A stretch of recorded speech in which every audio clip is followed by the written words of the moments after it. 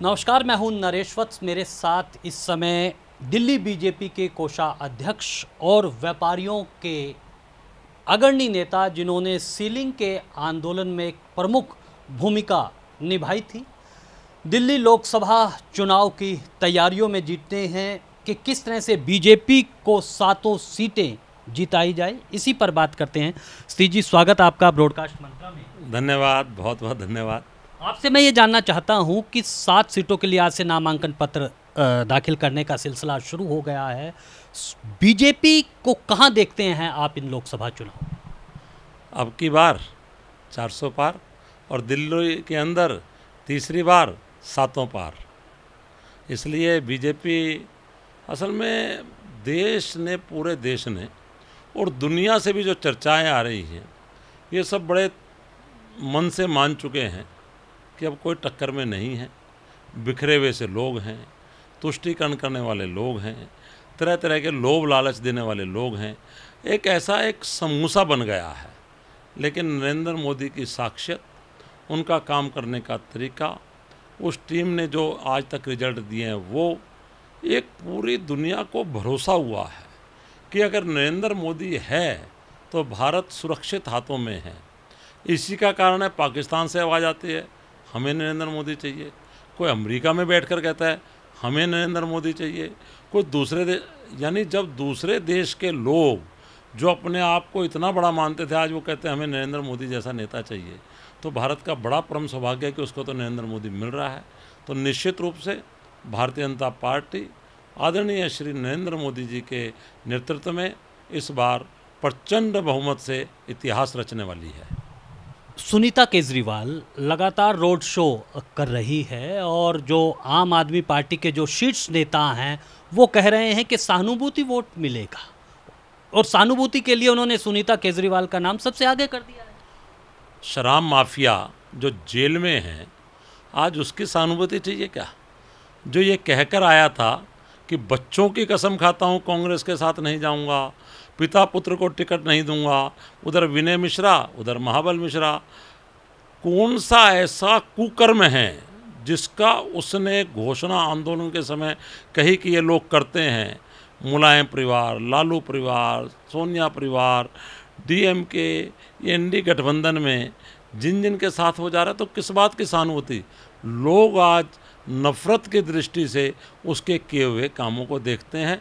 इसलिए सुनीता केजरीवाल आए चाहे बगैर सुनीता केजरीवाल आए, ये तय करना केजरीवाल की सरकार का काम है कि क्या उनको और कोई मिला नहीं, बड़े पढ़े लिखे लोग लाया था तो फिर सुनीता केजरीवाल। इसलिए इस बात का कोई असर नहीं होने वाला है। एक सवाल, कांग्रेस के जो प्रदेश अध्यक्ष अरविंदर सिंह लवली ने इस्तीफा दे दिया है। कन्हैया कुमार, जो उनका एक वाक्पटुता के लिए जाना जाता है, अपने भाषणों के लिए जाना जाता है, वो बीजेपी को चुनौती देने के लिए राहुल गांधी ने उतार दिया। टुकड़े टुकड़े गैंग के लिए जाना जाता है। भारत तेरे टुकड़े टुकड़े होंगे, इस बात को कहने के लिए जाना जाता है। देशद्रोही ताकतों से हाथ मिलाने के लिए जाना जाता है। अगर यही उनका यूथ आइकॉन है तो आप समझ सकते हैं कि कांग्रेस की बुद्धि पर पत्थर पड़े हैं। ये ठीक है, कुछ लोगों को ये समझ में आया है कि वो केजरीवाल जो शीला दीक्षित को गाली देते देते कांग्रेस को खाते खाते बड़ा हुआ है, आज उसके साथ समर्थन करने से तो उसको छोड़ देना ही अच्छा है। और जो कन्हैया कुमार देश के टुकड़े टुकड़े गैंग का प्रमुख नेता है, उसके लिए समर्थन करने से छोड़ देना अच्छा है। तो अरविंद सिंह लवली आखिर पार्टी के नेता रहे हैं, सम्मानित नेता हैं। अगर उनके मन में ये बात आई है कि अच्छा इससे किनारा किया जाए, तो आप समझ सकते हैं कन्हैया कुमार की उस पार्टी में और देश में क्या स्थिति है।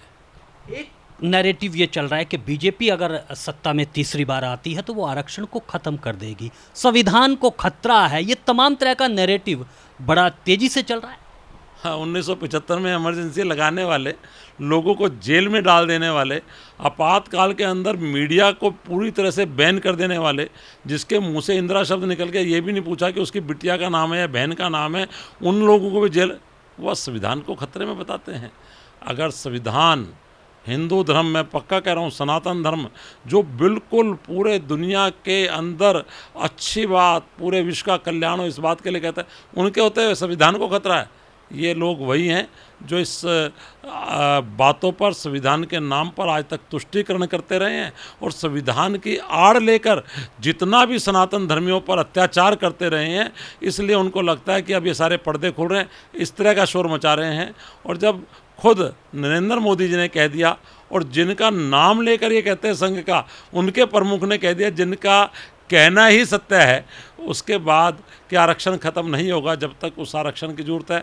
ये सब लोग शोर मचाते रहेंगे, लेकिन देश की जनता सब समझती है। एक आखिरी सवाल है, सीलिंग के आंदोलन के दौरान आपने बड़ा आंदोलन व्यापारियों का खड़ा किया है और परवीन खंडेलवाल चांदनी चौक लोकसभा क्षेत्र से बीजेपी का टिकट लाने में सफल हुए हैं।